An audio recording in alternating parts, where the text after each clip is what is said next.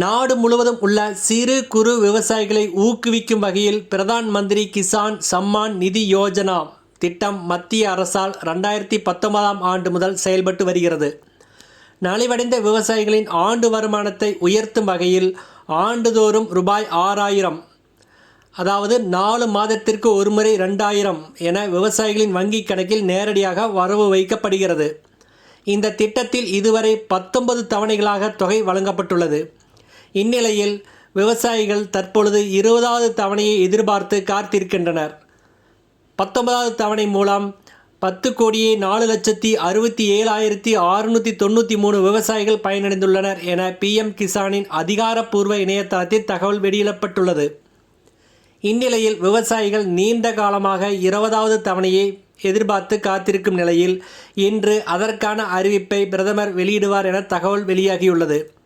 பீகார் மாநிலம் மோதிகரியில் நடைபெறும் பொதுக்கூட்டத்தில் இன்று பிரதமர் மோடி கலந்து கொண்டு உரையாற்ற உள்ளார். அதில் 7100 கோடி மதிப்பிலான திட்டங்களை தொடங்கி வைக்கப் போவதாக ஊடக செய்திகள் தெரிவிக்கின்றன. இதில் IT, ரயில்வே, சாலைகள் போன்ற திட்டங்கள் அடங்கும்.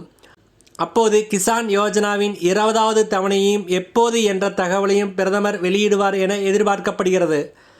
அறிவிப்புக்கு பிறகு திட்டத்தின் ரூ.2000 விவசாயிகளின் கணக்கில் மாற்றப்படும்.